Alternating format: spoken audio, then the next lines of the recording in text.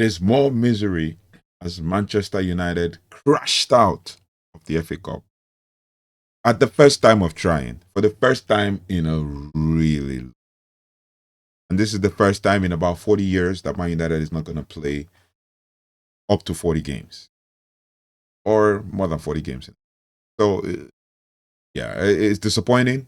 It's, uh, it just exposes where the club is at the moment, where things stand with the club and everything. So, yeah, we're just going to break it down for you. I'm going to give you our takes, we'll give you the 5 takeaways. So, welcome to United Talk Podcast, where we talk about everything Manchester United. We're going to give you takeaways. We're going to like breakdown of everything as it out in the club. As we crashed out of the FA Cup, right? So yeah. So join me. Let's go on this short, quick journey before we head on to other news, but not on this video, in the next video. Oh yeah, we'll talk about it. We're just gonna do an in-depth analysis. Right? 5 key takeaways from the game. Manchester United lost to Brighton 2-1 at home at Old Trafford. Right. So first thing we're going to talk about is the early defensive punishment that undermined United's control. We were quite exposed in the midfield, quite exposed everywhere we found ourselves. United actually begun the game really well, kind of dominating possession, creating early chances, and actually pinning Brighton back. But the opening goal flipped the emotional and tactical script. You look at the momentum of the game, United had momentum.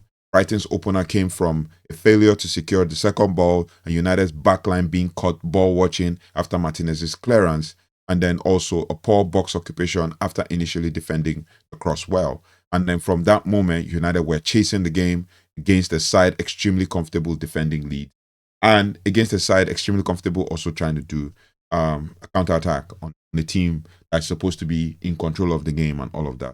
This is another reminder that control without ruthlessness, that is what it is.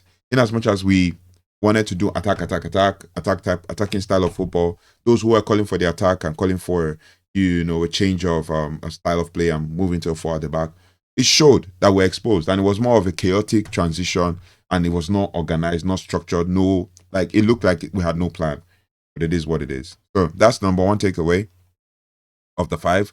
Number 2 takeaway is that Fletcher's back 4 setup offered width but no protection. So it felt like we're exposing the 2 defenders at the back, where obviously Amorim saw this in the past and basically said, we're not going to do this. We're going to try and find a way to exert some control starting from the back. So Darren Fletcher's game opted for a back 4, pushing Dorgu deeper into the left back role, which is not where he played in the last game against Burnley. While it helped United progress the ball and sustain pressure, it also reduced defensive compactness in transition, and it left central areas and central spaces exposed when the fullbacks were advanced. It placed heavy recovery demands on Martinez and Yoro, and Brighton actually exploited these moments, especially and expertly, particularly through Welbeck and Rota and drifting into half spaces. Now, the system actually improved ball progression, but also the weakness of the defensive frailty was there. We didn't have any defensive stability and all of that.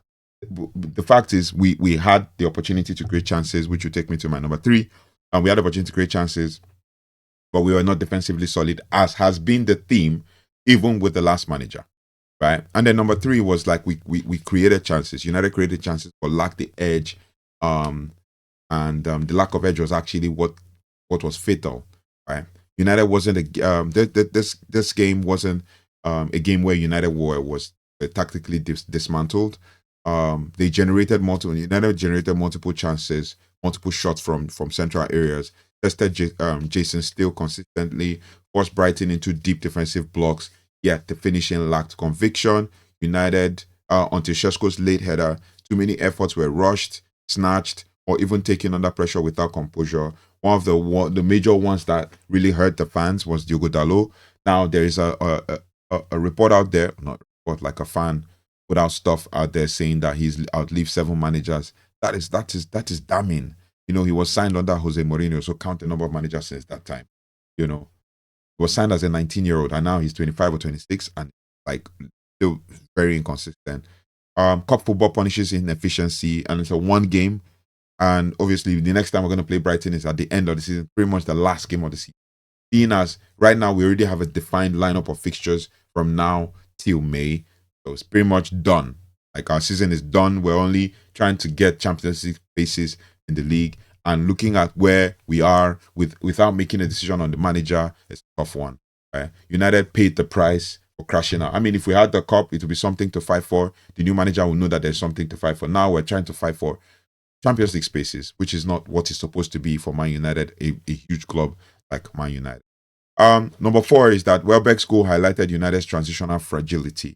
Said this in different ways before, but now focusing on this, then Welbeck's second goal was decisive, not just on the scoreboard, but also on the psychology, like the psychology of the team. So much so that it was reported today that this pretty much around 24 to 30 hours after the game, that Man United gave the players a 3 days off. Right. So basically, it exposed the defensive spacing between midfield and defense, a lack of pressure on the ball carrier, United's inability to actually reset shape after losing possession. And once Brighton went 2 up, the margin for error disappeared. United are still vulnerable in moments of defensive transition. And when we went to go down, it has been said that we only won 1 game after going a goal down in, I think, 6 times or something.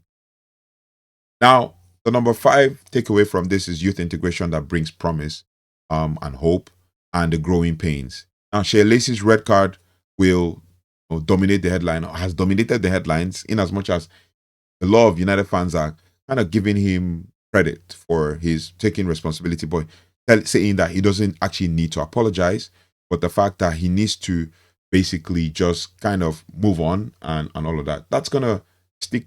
That's gonna sting really deeply for him, because he's a young lad, but then he has to learn. And for him to come out and own up for an 18-year-old like that, such a talent, long may it continue. And it has made me kind of love the guy. But it is what it is. So yes, the dismissal hurt United's momentum, but it actually reflected inexperience in and emotional reaction. But Lacey injected urgency, creativity. I mean, they were spamming the ball to him for him to kind of create chances for others, right? Lacey injected urgency and creativity. His delivery created genuine danger. He had a shot as well that went wide.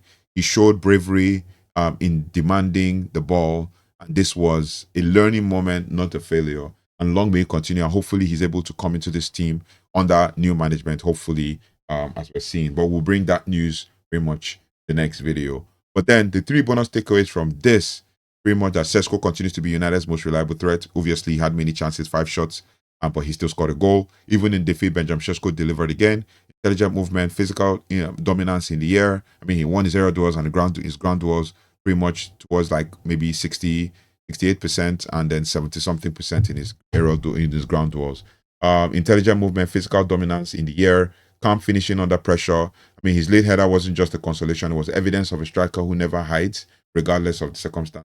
And it kind of repaid the fact that we left him on the pitch. Basically, we didn't sub him off. At least he's getting his confidence slowly. Then the next bonus takeaway is that Bruno Fernandes remains a creative hub. He created 5 chances. He was involved in almost everything good. He created a chance for Sesko to score. He had key passes, his set piece delivery that led to Sesko scoring, tempo control. Even when United struggled, Bruno kept pushing the game forward, often alone. Basically, even when he was dropped into the deeper role, he still kind of found a way to try to create chances. 5 chances created in the game, and his chances created are racking up. As much as I know that obviously there's rumors of him being wanted to be sold, right? Sold in the summer. But it is what it is. Now, the third bonus takeaway is the fact that Brighton executed a ruthless away game plan. Credit must go to Fabian Hotzeler's side. Brighton absorbed pressure, they capitalized on errors, managed the game expertly once ahead, and they didn't need to dominate, right? They just needed to be decisive. You have to also think about it from the fact that they just lost 4-2 to Man United under Ruben Amorim, and then now they're trying to come for revenge, and the best way to revenge against Man United is to knock us out the cup. That is disappointing. So we move on to the next one, and we just have to just move on. Then the 3 positive spins from this game is that United didn't fold. They fought till the end. That's number one. Even at 2-0 down, even with going down to 10 men, United still kept pushing. The response after Sesko's goal showed belief and not resignation. And if we had scored a goal, a stoppage time goal or anything, it would have been an opportunity for us to actually come back as well, right? After scoring in the 85th minute. Now, number two, there's clear areas of improvement which are emerging, and basically it will require signing players. It will require a structured system and a plan. Obviously, we're moving on from the Ruben Amorim way, but we have to move away from even like, I feel like the United way is a myth. We have to move away from that and then move to other things, right? Basically. So we'll talk about the United way, maybe in another video, maybe in a couple of days or tomorrow or something. But we need to know, especially we're going to be talking about what happens now with Carrick and stuff. But that's in another video. We have some news and all of that. I know most of you must have seen it or heard it, but it's something we have to discuss, right? Now, there are clear areas of improvement. We need to do. This wasn't about the chaos that happened in the game. It was more about clarity, right? We had defensive transitions, box defending, finishing efficiency. These were the things that we needed to work on. Flexible issues, but not systemic collapse. But it's a situation where we need to work on them. Maybe because it's Darren Fletcher, we might have to think about it from the perspective of the fact that maybe he's an under-18s coach. But then these are flexible issues, like I said. And then the third bonus point, or the third positive spin from the game, is the fact that the FA Cup exit hurts.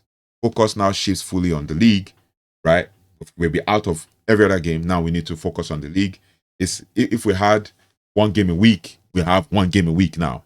When others are playing Carabao Cup and FA Cup, we have one game a week, right? The FA Cup exit hurts, and it removes the distraction. With no midweek cup ties looming, United can actually manage fitness better, stabilize selection, focus entirely on league performance. And with the Manchester derby next, the narrative can flip very quickly. But then I know most Man United fans don't expect anything from the derby. So if anything comes, good. If nothing comes, still we know where we are. We know where we are, what our fate is, and all of that. Then, on a final note, just a final word: the defeat stinks, especially at Old Trafford, and we have to correct it. We have to correct it. It wasn't just an embarrassment; it was a lesson also in margins, maturity, and momentum. One will see 2-1 and say, "Oh, Man United narrowly lost." No, we actually lost a bad way. Now, United is a broken team, a broken squad, and basically, the board have failed the club, especially Omar Berada and Jesse Fox, with their egos and everything. So now United are unfinished, but they are broke. So you can't come and say basically that the team broken without you considering decisions that were made at the top. So let me know your thoughts and feelings in the comment section. We could continue to build momentum towards this game. We'll continue towards the next game, the derby over the weekend. But yeah, we need to talk about the managerial situation at the club, which we will talk about in the next video. But let me know your thoughts and feelings in the comment section. I'll see you on the next one. Thank you so much for watching. Thanks so much for liking, sharing, and subscribing. If you haven't already, please do like, share, subscribe, and hit the notification bell so you don't have to miss anything as it relates to everything Manchester. I'll see you on the next one. Take care. Goodbye.